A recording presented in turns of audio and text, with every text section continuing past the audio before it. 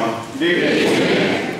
First, let me thank Councilwoman Talmadge, all the members of the East Orange Municipal Council, as well as all the members of the public, all the business interests, all the elected officials, everyone for coming out this evening and sharing this very momentous occasion. I am sincerely and terribly humbled by this assemblage of people. We have a room that's bursting at the seams. We have a foyer. We have an upstairs overflow area that is bursting at the seams. It just shows you the excitement and the interest that people are taking in the city of East Orange. So for that, I thank all of you for coming out.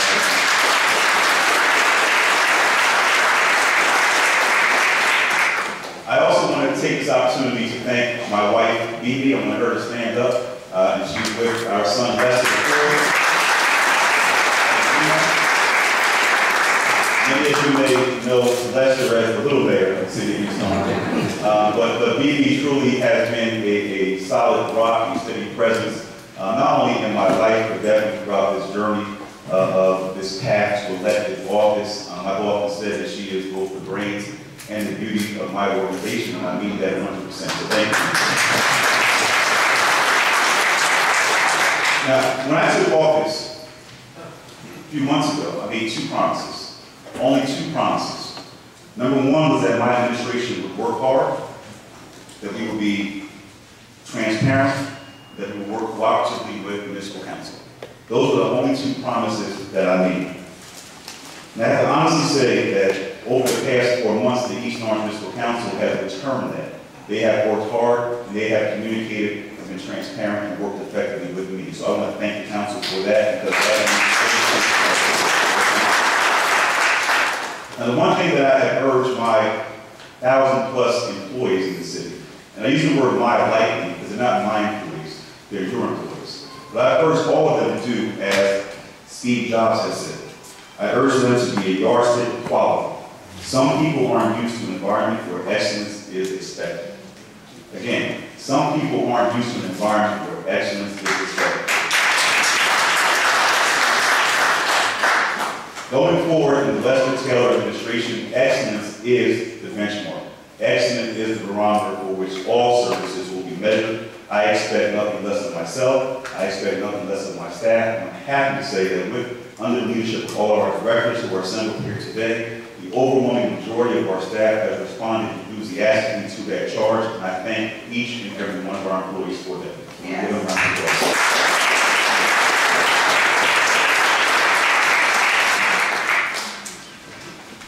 How we got here? What I want to do tonight is share with you what I've learned over this very short but fast-paced 4 months as mayor of the city of East Orange. And also I want to share with you where I want to take the city of East Orange, recognizing that where there is no vision, the people perish. Like every one of you in this room, I'm a firm believer in the limitless opportunities and potential of the great city of East Orange.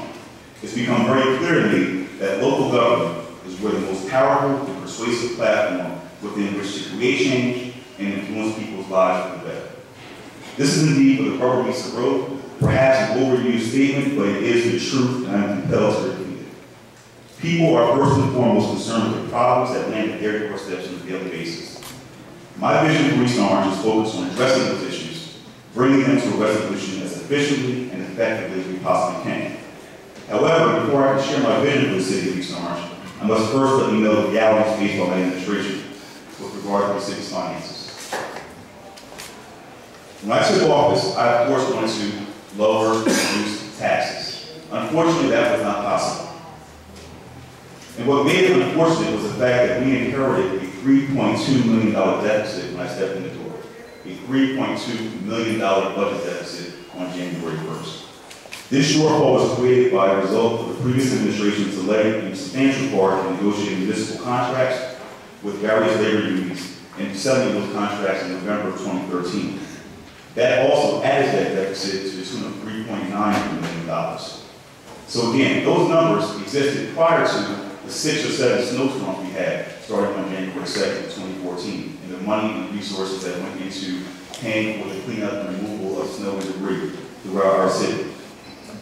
Those numbers were there prior to even trying to enhance programs, trying to enhance services to make your lives, to make our lives better in the city of East Orange. In addition to the challenges that we face from the budget deficit, as well as the contractual obligations that we inherited, was the Water Commission that had a $3.1 million deficit in the budget that was recently submitted by that institution. Ladies and gentlemen, we were presented with substantial challenges in terms of this administration, but I want to tell you that I view those challenges not as insurmountable odds, but as opportunities to do better, because we must do better. The days of the East Orange Water Commission providing surplus funds to the city of East Orange to fill budget gaps and budget holes unfortunately have come to an end. However, the budget that I recently submitted is devoid of any one-stop gap measures, any tricks of the trade to fill the voids. We are looking right now to put the Water Commission, as well as the other revenue-generating resources the city has, on sound financial and fiscal footing to provide better services to all of our residents in the city of East Orange. Instead of investing in capital projects to increase water production and lower operating costs, or simply paying its obligations, the Water Commission has, as I said, provided funding to the city side to fill budget gaps. Those things are going to stop moving forward, ladies and gentlemen. The budget presented to the City Council on April 14 shows my intention to institute a higher level of services to the residents of East Orange, a level that you expect and that you deserve, while making the tough choices necessary to overcome our challenges and put the city on a path to long-term fiscal stability. It is free of one-time gimmicks and will allow the city to be investing in its revenue-generating assets to help stabilize and decrease taxes for the long haul. Now, the vision for the city of East Orange is one of service. And I'm optimistic, I trust that many of you in this room who have come in contact with representatives of the City Hall, whether it be security guards, secretaries, directors, will sense one thing has changed. The culture and quality of service is being transformed to treat you as customers. This is no different than being at a hotel or a five-star resort. We want to make sure that you get what your money is paying for in East Orange.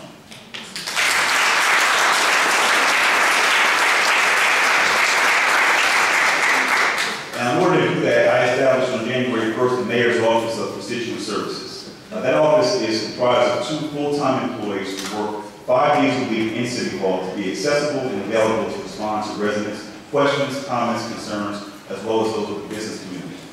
They also are out in the field. They're at community events, at church events, at civic events, at baseball games, football games, interacting with the people. This is a people business. We want to keep our finger on the pulse so that we can be responsive to issues, we can be proactive to issues.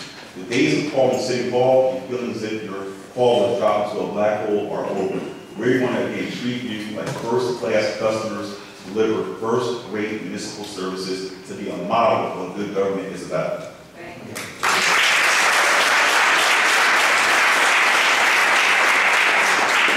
These individuals, and for those for the record, they're around here somewhere, Ibrahim Small and Inday Martin, I really thank them because over the past 4 months, they've taken over 200 walk-in appointments. They've taken thousands of telephone calls and email requests. And they've gotten back to people within a 2-week time frame at the most to either give them the answer of how we can deliver a service or to point them to the right direction at the county level, the state level, or the federal level. I am happy to say that we are being responsive to your needs.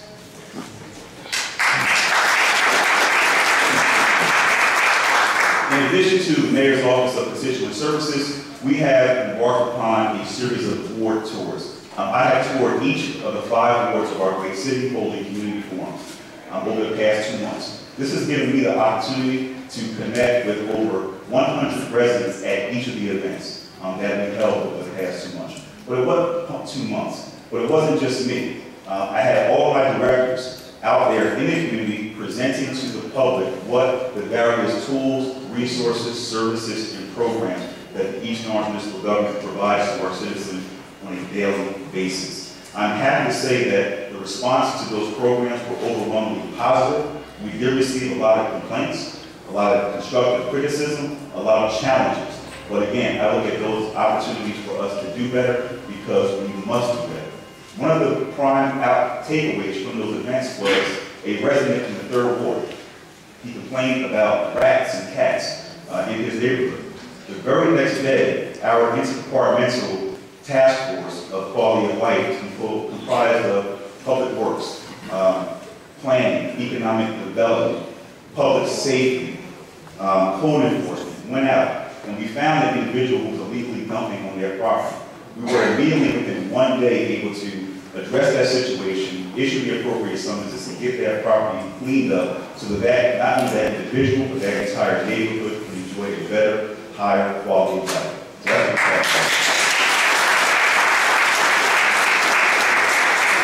what in addition, just this weekend, I started my walking tour. Now, some of you may think the campaign is over, and it is over. But the reality is the job of dealing with, of speaking to, of connecting with residents never stops. We started door to door this past weekend. We're going to continue that going forward to keep our finger on the pulse so that we can stay true to the commitment we made, which we will be accessible to the people that we serve. Only that way can we deliver higher quality and better services to all of you in this room.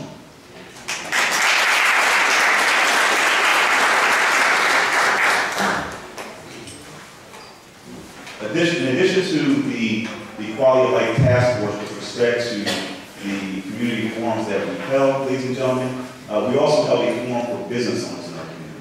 We want to make sure that business owners are held to the same standard that our residential property owners are when it comes to code enforcement. The main objective that we have is education. It is not to collect revenue. We want to educate the business community as well as the residential community as to what the standards and expectations of our community are. Only by having a clean community, which many of you remember back in 1968 and 1970, when East Orange was recognized as the cleanest city in the state.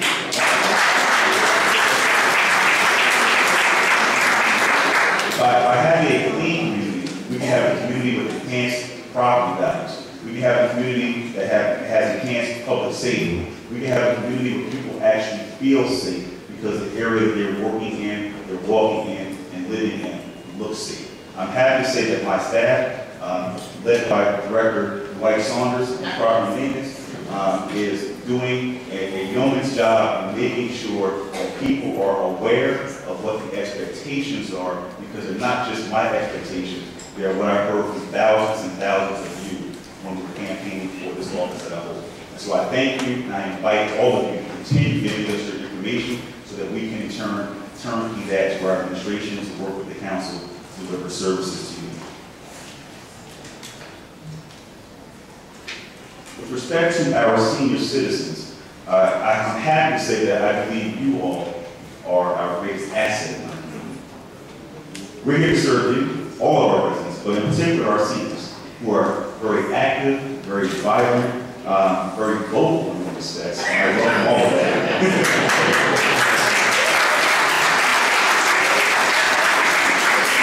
Many of the seniors have not only sacrificed the foundation for everything that I now enjoy, the opportunity to serve as the mayor of this great city, but also still deserve and want to enjoy the fruits of your labor and what the city has to offer.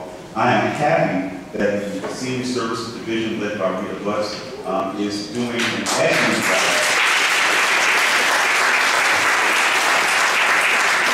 It's doing an excellent job at not only providing resources and services and activities to our seniors, but also expanding the accessibility of the great senior center we have in East Orange so that it is available and accessible to all residents in the city of East Orange, not just a select few. So I'm happy that on any given day, when I stop by the senior center, whether it's the Silver Steppers doing their thing, whether it was an open house a few months ago where over 200 people were there, or whether it was the first ever Men's Health Awareness Day held about last week at the Senior Services Center, where we had over 100 senior citizen males in the city of East Orange.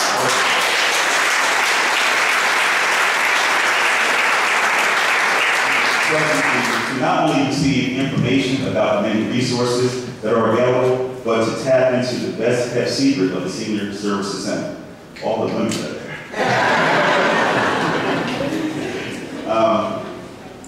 So again, when it comes to the senior services, we're doing a great job. We'll continue to do an even greater job, and I thank all of our staff for that. When it comes to our young people in the city of East Orange, we know they are our future. It is imperative that we work with them, that we mentor them, that we counsel them. We don't talk at them, we talk to them. We motivate and encourage them to be better than me. I didn't want to do this in my State of the City address, but I'm going to quote Jay-Z. I want them to go faster, to go farther, and to go harder than all of us in this room. And I stand here committed to you. This is off script, but I saw some young ladies out there from the Barry Barber School who gave me the latest copy of the Barber Times. And they were so happy that I've been to their school 3 or 4 times over the last 2 months. And I'm focused and I'm featured in their magazine that they came, 4th and 5th graders, to the State of the City address to see this young mayor and what he's doing in the great city of East Orange. Ladies and gentlemen,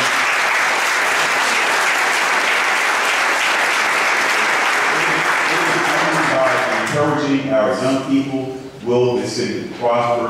Will we go faster? Will we go farther? And will it be, quite frankly, a better place for me to live when I'm some of your ages out there?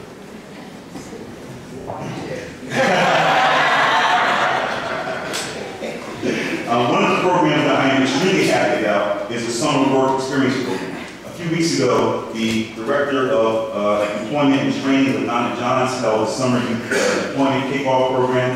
There were over 600 youth that attended that program. There were motivational speakers. There was a student fashion show exhibiting what to wear for a working career. Exhibiting business attire. There were assistants to fill out applications for summer employment. This summer work experience was also met with over 24 local businesses that came out to provide work and experiential opportunities for our young people over the summer.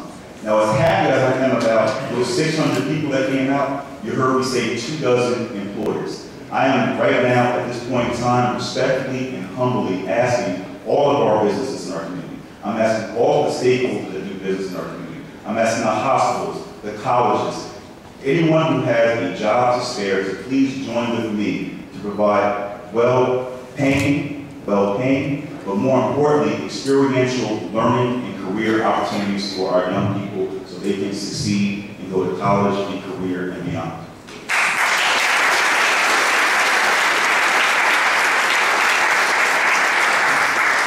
Our recreation department, headed by Matt Stevens, is doing some exciting things, in particular exposing our young people to different programs, different sports, such as tennis.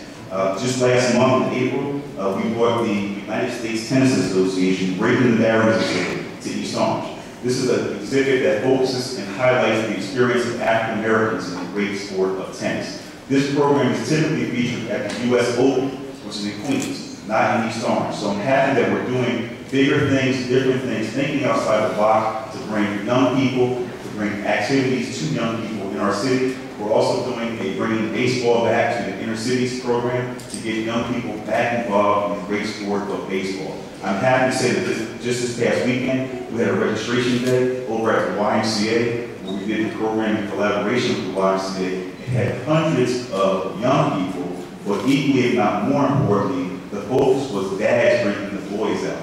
And we had dozens of men out there with their young people, with their families, taking part in the great programs that we have in the city of East Orange. And I'm happy to say that my staff has been charged with making sure that once we get them out, we keep them out by having clean parks, by having the grass cut, by having the lawn management, by having the resources so that they are proud and happy to come and take part in the recreational services that we have to offer in the city of East Orange.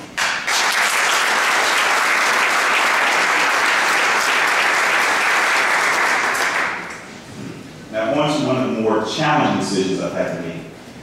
You heard me talk about a budget deficit and some of the financial hurdles that we had to jump over going forward. One of the key things that we identified was our municipal golf course located in Short Hills. The East Orange Golf Course needs substantial improvement. I had to make a tough decision to close the East Orange Golf Course for this year, to temporarily close the East Orange Golf Course. That facility was operating at over a $400,000 deficit over the past number of years, losing $400,000. We had to make a tough decision in order to conserve resources and put them to an important program, but more importantly, to reinvest resources in making that facility a first-class playing facility with first-class amenities, restaurant, concession stand, car paths, irrigation system. We needed to make a tough decision to temporarily close that facility so that we can provide you, our residents, you, our taxpayers, you, our customers, with the level of quality service that you deserve. So with that, it's closed temporarily, but we do intend to reinvest in that facility to make it an even better planning experience, a better social experience, a better economic experience for our city, so that not only can we enjoy playing golf, but we can also enjoy the revenue that we should realize from that facility.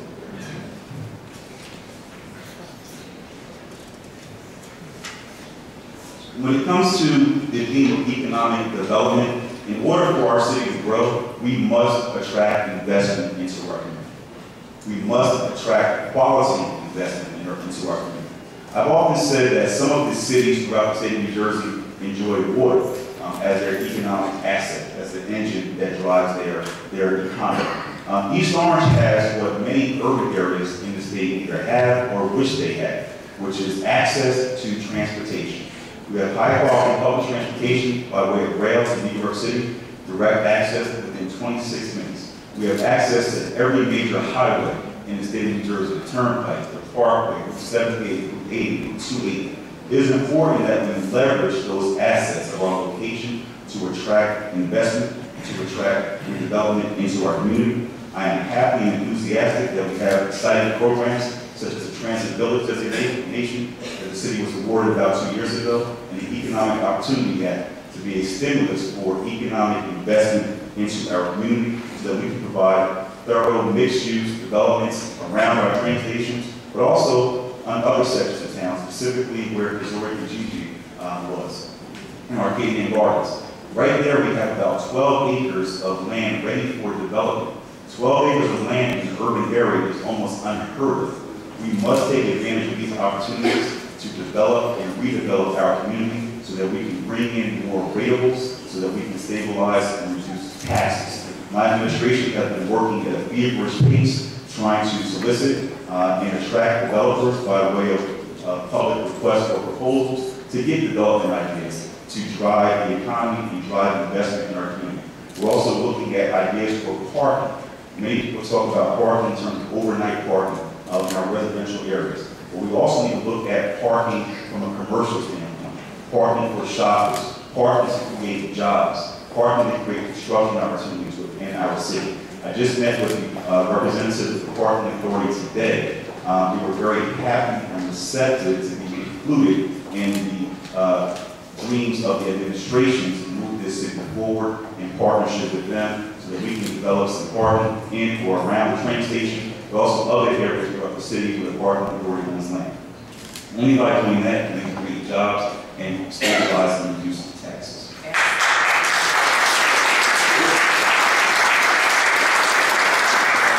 When I talk about jobs, many of you may not know that the unemployment rate in the city of East Orange is about 45% higher than the statewide average. 45% higher than the statewide average. This creates the mandate that when we talk about economic development, when we talk about redevelopment, that we, number one, do it with the goal of providing jobs for our residents in our community.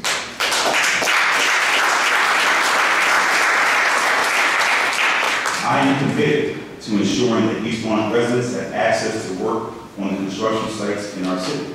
I'm also committed to partnering with organized labor so that they can create opportunities to prepare our workforce for the construction that is to come. I have already had a number of strategic conversations and very fruitful conversations with organized labor to create apprenticeship and pre-apprenticeship programs so that when developers say you don't have any qualified people, we'll say yes, we do. Because we have a pipeline that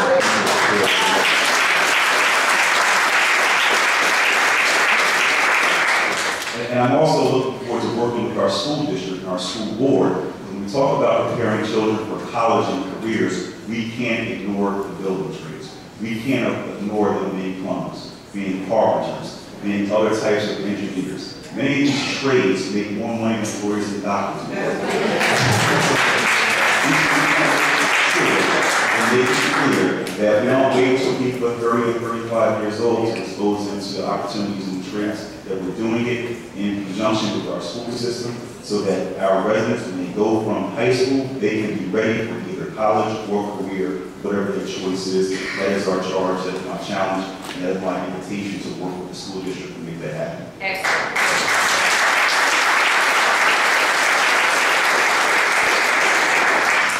there are a number of ways to generate opportunities through with organized labor, project labor agreements that Councilman Green worked steadfastly on over a number of years with his other colleagues on council, and a number of other vehicles. But the bottom line is that the March on Washington that we celebrated last year, the 50th anniversary, wasn't just about equality. It was about jobs. And the main thing in 2014 is jobs. We have to make sure we provide jobs for our community. As our great President Barack Obama said, it was the labor movement that helped secure so much of what we take for granted today. The 40-hour work week, the minimum wage, family leave, health insurance, Social Security, Medicare, retirement plans, the cornerstones of middle class security, all bear the union label. And I stand here ready and committed to work with organized labor to make sure our community benefits, not just by jobs, but also high quality construction in our community.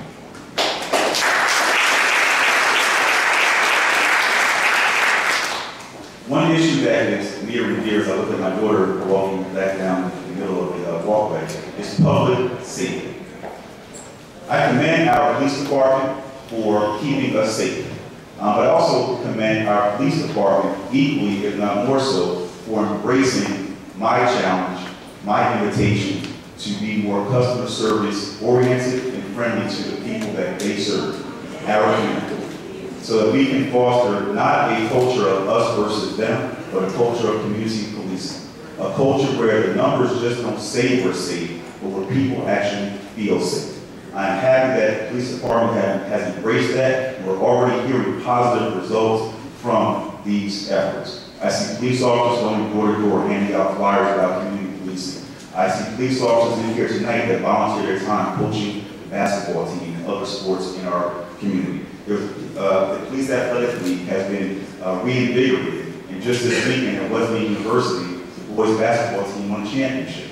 So I'm happy that from a public safety standpoint, it's just not about locking people up, it's also about exposing our young people to positive interactions with law enforcement, because that too can be a vehicle for jobs and non-service.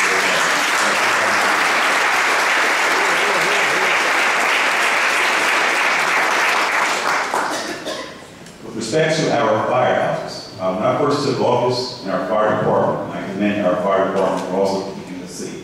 When I first took office, I heard a lot about our fire department and the condition of the firehouses. And to be honest with you, I didn't believe it. I was like, how can it be that bad?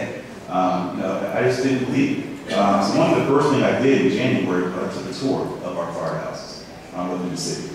And to say that the conditions were abysmal is an understatement. We have conditions, ladies and gentlemen, where our fire department, our men and women who keep us safe, they're essentially required to live there. They have to stay there 24 hours when they're on duty. The conditions in these departments, in these firehouses, have not been updated in decades, to say the least. They have showers that don't work. They don't have running water. They have beds and cots from the 1940s. They have conditions where once they fight a fire, they can't go back to the house to dry off and clean up because of the fact that the water's not working, the showers aren't working.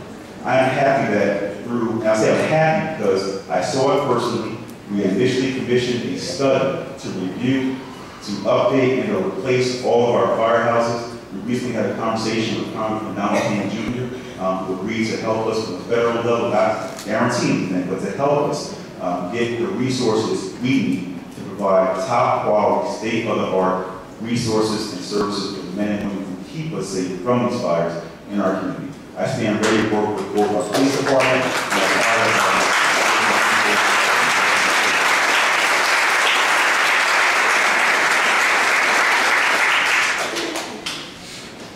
Ladies and gentlemen, the last 4 months have really been one of the most challenging experiences of my life. I'm not really a rah-rah, jump-down kind of person in formal settings, so forgive me if I'm not up here, pounding my fist or anything. But the reality is, every day I am confronted with opportunities to make decisions that not only affect the 65,000 plus people who live in the city of East Orange today, but those decisions that I make will affect people for decades to come. This is an extremely humbling experience. It's an extremely challenging experience, but it's one that I take immensely seriously. It is one that I cannot overcome on my own. I invite everyone in this room to partner with us, our entire team, to partner with the East Orange Municipal Council, to partner with our other elected officials in the audience, and to partner with you, our residents, to make our city a better place. The State of the City address this year talks about a number of things that we've observed. I intend to accomplish a lot going forward. I have a sense of urgency that only my staff knows too well in terms of what we do and how I conduct business. But the reality is we have to treat this municipal corporation like a business. We have to maximize the opportunities to enhance revenues, to generate resources, and create programs for youth. Only by doing that can we have young people who are prepared for the challenge of the future. Only by that we have safe streets and clean streets so that you all can enjoy a higher quality of life. Only by treating it like a business do we make it easier for Senator Gill, for Assemblywoman Oliver, Assemblyman Gibbon, Congressman Payne, Senator Booker, to advocate for us at a state and federal level to bring resources back home. I am happy that they're all here to show their commitment to you, not just their districts, but to our community, to make the quality of life better for all of you. With that, I thank you for your time. I invite you to get engaged and to get involved. And I'll end with a quote from our great president, Barack Obama, who basically said, change starts with us. We can't wait. Thank you.